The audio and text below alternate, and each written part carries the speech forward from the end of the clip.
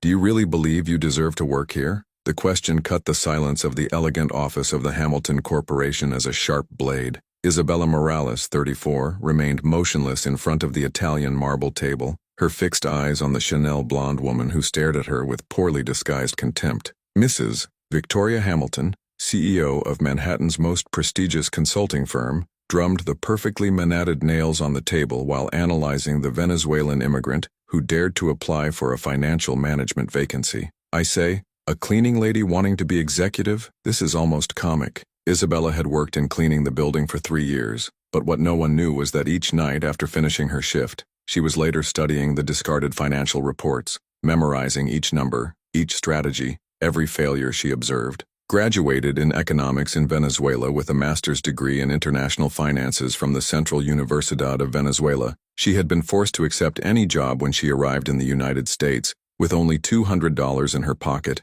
and a stubborn dream of rebuilding her life. My assistant said you have some experience in finance, Victoria continued, making quotes in the air with disdain. Where exactly? Telling coins in Venezuela? The laughs of the other executives present echoed through the room. James Patterson, chief financial officer, did not even lift his eyes from his cell phone. Victoria, don't waste time. We have Harvard candidates waiting outside. Margaret Chen, human resources director, was flipping through papers pretending to analyze a curriculum that had clearly already discarded mentally. Maybe we should keep you in cleaning, honey. That's where it fits better. Isabella took a deep breath, her hands intertwined firmly behind her back. For years she had observed those men making disastrous financial decisions, wasting millions in amateur investments, while she silently calculated strategies that could multiply the company's profits. He had witnessed entire meetings through the ajar doors, memorizing every detail of questionable contracts and decisions that bordered on incompetence. I understand your position perfectly, said Isabella, her calm voice contrasting with the tension in the room. But perhaps you should consider that 3 years observing your operations taught me more about the problems of this company than any diploma could. The silence that followed was heavy. Victoria narrowed her eyes, clearly offended by boldness. The air conditioner seemed to have stopped working, and every second extended as an eternity, while executives processed the audacity of that woman who should know her place. Problems? This company has grossed $50 million last year, Victoria replied, her voice distilling poison disguised as superiority. Isabella smiled subtly, a peculiar glow crossing her brown eyes. It was the same look as those who have been keeping letters in the manga for a long time, waiting patiently the right time to throw them. A look that their parents, both university professors in Caracas, would immediately recognize. The look of someone who turned each fuel humiliation into something bigger. 50 million that could have been 80 if it were not for the disastrous decision of Mr. Patterson's cryptocurrency investment, or overpriced contracts with the lady's cousin cleaning company. The environment completely frozen. James Patterson finally raised his eyes from his cell phone, his face pale visibly. There, in the face of all the eyes of contempt disguised as superiority, Isabella kept the same serenity as those who know each dark secret of that place and patiently awaits the right time to use them. His 3 years of silence had not been of submission, they had been prepared. If this story of prejudice and justice is touching you, be sure to subscribe to the channel to find out how a simple cleaning lady turned 3 years of silence and observation into the smartest revenge that Wall Street has witnessed. Victoria Hamilton squeezed her eyes, her elegant composure starting to crack like cheap varnish. How dare to mention confidential matters of this company? His voice climbed a tone, losing that false condescending sweetness. Confidential? Isabella slightly leaned her head, an almost imperceptible smile playing in the corner of her mouth. Difficult to keep something confidential when playing important documents in the trash without using a fragmentator. James Patterson finally kept his cell phone, his face now completely pale. Were you reading our reports? 3 years cleaning offices teaches you a lot about human nature, Isabella answered calmly, especially about people who consider themselves too much to worry about details like discretion. Margaret Chen abruptly closed the curriculum paste, clearly uncomfortable with the course of the conversation. This is a serious violation of privacy. We can process it for that. Isabella laughed softly, a sound that froze the blood of everyone in the living room. It was the laugh of those who know letters that others don't even know they are being played. Process? How interesting you mention legal issues. She paused, letting the silence hover like toxic smoke, especially considering that I discovered some very creative contracts that would certainly interest the IRS department. Victoria got up abruptly, her hands shaking slightly. This is blackmail. No, Mrs. Hamilton. This is just a woman who spent 3 years watching how a supposedly respectable company operates behind the golden curtains. Isabella kept her posture relaxed, as if discussing the mood. You know,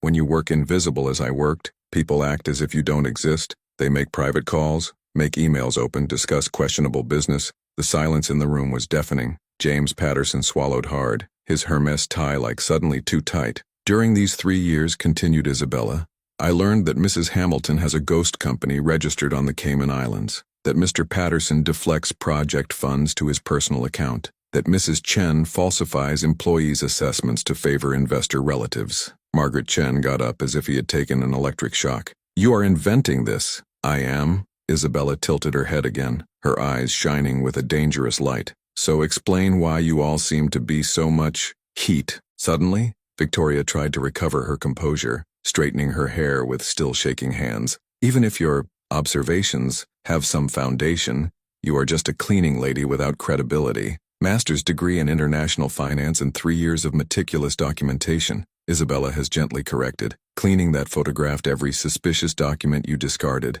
Cleaner who recorded very interesting conversations through doors that you thought was closed. The world seemed to stop. James Patterson grabbed the table as if he needed physical support. There, in that office where minutes before she was seen as a joke, Isabella Morales remained serene as a queen on her throne, while 3 powerful executives began to realize that they had severely underestimated the woman who cleaned her offices, and that she was not the only one who knew how to keep secrets. What they did not imagine was that the next 15 minutes would reveal that Isabella had not spent 3 years just by collecting evidence of her irregularities, but also building something that would forever transform the concept of justice in that place. James Patterson released a nervous laugh, trying to recover his executive composure. Photographs? Recordings? This is paranoia, Victoria. A cleaning lady would not have access to... Wouldn't you have access to your office during your meetings with Chinese investors? Isabella interrupted softly. Or to your calls with the Cayman Islands counter every Tuesday at 4 p.m.? The silence that followed was mortal. James grabbed the table even stronger, his nodes on his fingers. Victoria tried to maintain control, but her voice cheated on an almost imperceptible tremor. Even if you have observed certain conversations, it doesn't mean you understand the complex context of corporate business. Complex context, Isabella repeated, savoring the words. Is that how you call tax evasion of $3 million? Margaret Chen got up abruptly, knocking down his chair. This is absurd. You can't prove anything. Isabella slightly tilted her head, an almost elegant gesture. I may not have a diploma hanging from the wall of this office, but my master's degree taught me the difference between legitimate transfers and money laundering, and 3 years documenting each suspicious transaction gave me a very complete practical education. During those 3 years of forced invisibility, Isabella had developed a meticulous system. Each night after finishing cleaning, she photographed discarded documents, transcribed conversations she listened to through ajar doors, and organized everything into encrypted digital folders. His small apartment in Bronx had become an intelligence center dedicated exclusively to documenting each irregularity of the Hamilton Corporation. You really thought I was invisible, continued Isabella, your voice keeping that dangerously calm tone, that an accent immigrant would not understand his sophisticated transactions, that a cleaning lady would never have competence to decipher his financial schemes. James finally found his voice, although she came out like a hoarse whisper. What do you want? I want? Isabella smiled, and for the first time at the meeting it was a genuine smile. I want exactly what I came to look for here, an opportunity to show my professional competence. Victoria hit her hand on the table, making everyone jump. You're crazy if you think you can chant your way to an executive position. Breeding is such an ugly word, Isabella answered calmly. I prefer to call negotiation based on mutual transparency. At that moment the door opened and a man of gray suit entered without ceremony, tall, gray hair, and a presence that immediately commanded attention. Victoria paled further if this were possible. Sorry for the interruption, said the man with a slightly British accent. I'm Detective Thompson, NYPD's Financial Crimes Division. We received a very detailed anonymous report about irregularities in this company. Isabella remained perfectly immobile, but a glow of satisfaction crossed her eyes. 3 months ago, she had sent a full 847-page dossier to various authorities,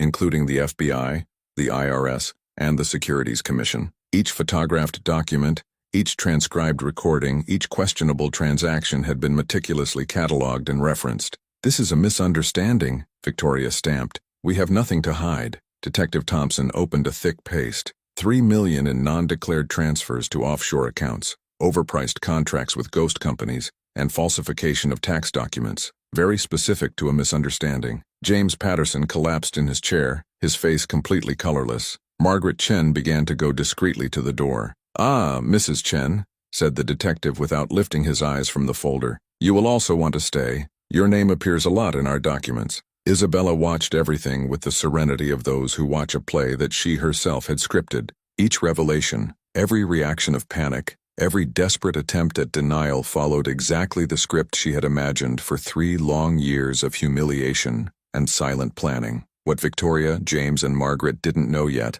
was that Isabella had not only collected evidence, she had built strategic relationships. Their friend, David Martinez, who they thought was just another cleaning immigrant, was actually a former FBI auditor who had become his most powerful mentor and ally. But what would come to follow that moment would seem just an appetizer before the main course. And she had kept her best letter to the end, a revelation that would not only destroy her careers, but would completely rewrite the hierarchy of power in that place. Detective Thompson opened a second folder, thinner than the first. "Mrs. Hamilton, we also received information about very interesting bank transactions between his personal account and a company called Paradise Holdings on the Cayman Islands." Victoria tried to keep the composure, but her hands trembled visibly. This is a misunderstanding. Paradise Holdings is a legitimate consulting firm." "Consultancy?" Isabella finally spoke, her voice cutting the air like a razor. "Consulting that coincidentally receives exactly the same values that disappear from this company's marketing budgets?" James Patterson looked at Isabella as if he was seeing a ghost.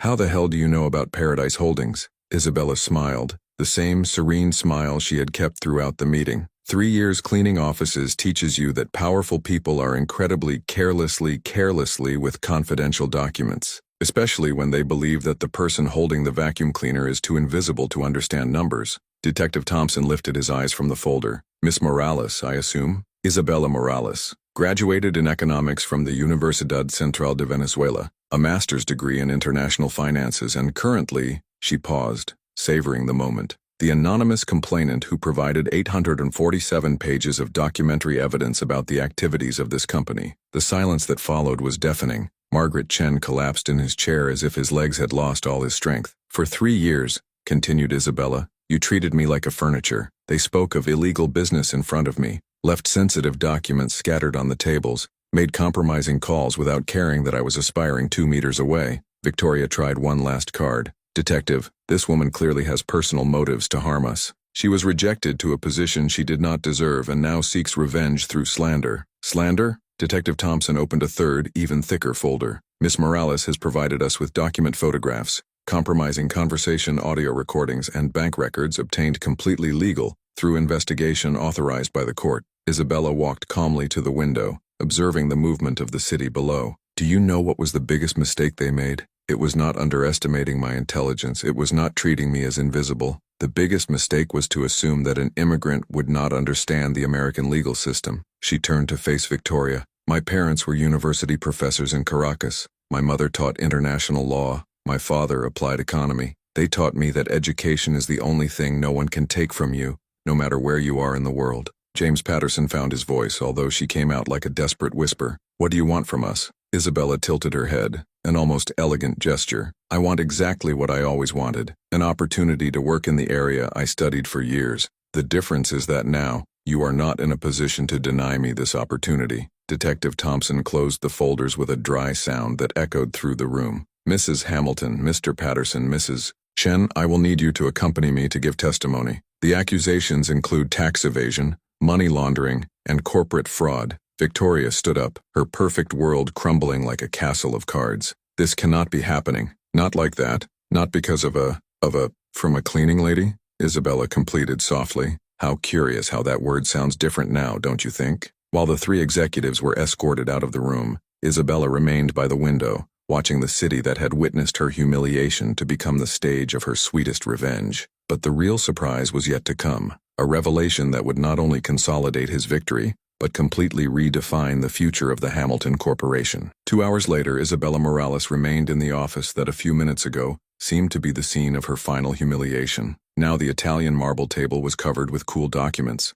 and she occupied the chair that minutes earlier belonged to Victoria Hamilton. Detective Thompson had left with the 3 handcuffed executives, but not before making it clear that Isabella would be a key witness protected by the federal program. His cooperation would be rewarded with full immunity and official recognition for his contribution to unmask a corruption scheme that extended far beyond the Hamilton Corporation. The phone rang. Isabella attended with the naturalness of those who always belonged to that place. Hamilton Corporation, Isabella Morales speaking. Miss Morales? The voice on the other side was formal, respectful. Here is Robert Chen, chairman of the board of directors. I am calling her that an extraordinary meeting has been summoned for this afternoon. We need to discuss the immediate restructuring of the company and, well, your new position. Isabella smiled, observing through the window the city that had witnessed her transformation. New position? After the departure of previous executives, the council unanimously decided to offer it the position of CEO interim. His complaint not only saved the company from a larger scandal,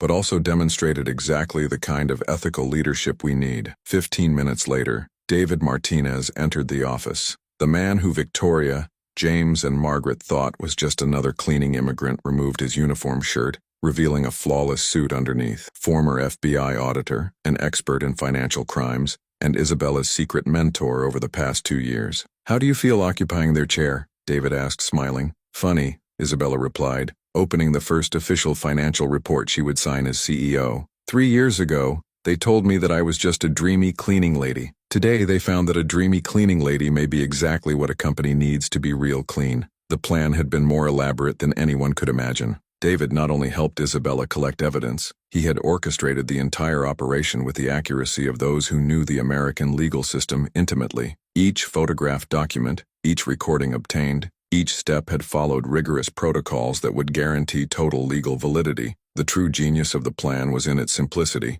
Isabella had never violated any law. All documents were legally obtained from non-protected dumpsters. All recorded conversations took place in public or semi-public spaces, where she had the right to be, and every evidence collected strictly followed the procedures that David, with his FBI experience, had oriented. Do you know what impresses me most about this story? David said, noting Isabella signing her first executive decision, the implementation of a scholarship program for cleaning employees to study university. It was not just that you have won, you have turned your humiliation into a force that will benefit hundreds of people in the coming decades. Isabella stopped writing and looked out the window, remembering the first time she had entered that building 3 years earlier. Young, hopeful, but treated as invisible from the first day. Every subtle insult, every look of contempt, every cruel comment had become fuel to a plan that would change not only your life, but the whole concept of corporate justice in Manhattan. 6 months later, the Hamilton Corporation had been completely restructured under Isabella's leadership.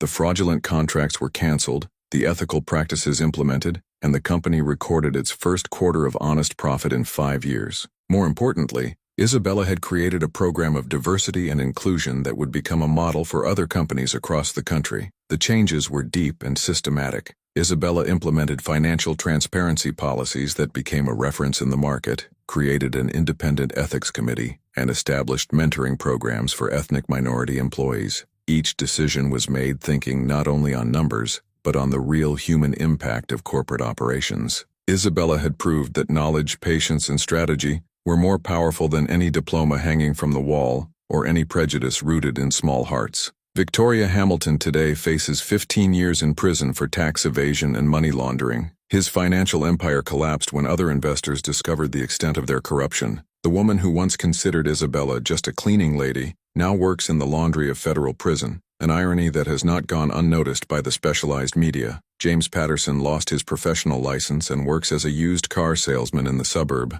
trying to rebuild a reputation that will never completely recover. Their attempts to get jobs in the financial area are systematically rejected. Their name is permanently associated with the scandal that shook Wall Street. Margaret Chen was deported after revelations about his own irregular migratory situation, an irony that did not go unnoticed by anyone who accompanied the case. The woman who questioned Isabella's right to be in the country found that her own presence was even more questionable. Isabella's story has become a case studied in the best business schools in the country, proving that competence has no accent, that intelligence does not recognize social class, and that true leadership can arise from the most unexpected places. The best revenge, said Isabella during her first lecture at Harvard Business School, it's not destroying their enemies, It is to build something so extraordinary that they pass the rest of their lives wondering how they underestimated as a person who cleaned the floor where they walked. 2 years after taking command, Isabella was named CEO of the Year by Fortune magazine, becoming the first Latin immigrant to receive the prize.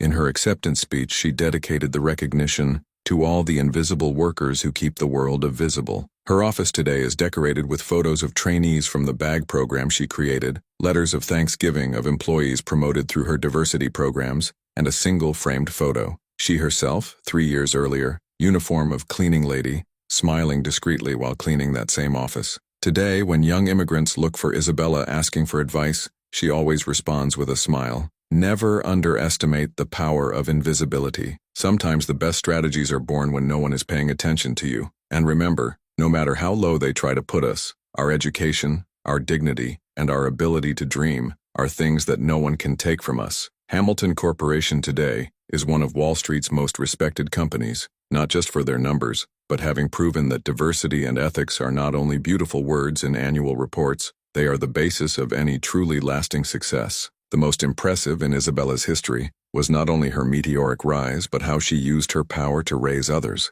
In 5 years as CEO, she promoted more ethnic minority employees for executive positions than the company had promoted throughout its previous history. Each promotion was rigorously based on merit, but now the merit finally had a chance to be seen and recognized. Isabella proved that true revenge is not just to overcome who humiliated you, is to create a legacy that makes other people impossible to go through the same injustice you have faced. If this story of justice has touched your heart, subscribe to the channel and share in the comments. Have you ever been underestimated by someone who should have recognized their value? The sweetest revenge is always the success that your oppressors never imagined that you could achieve.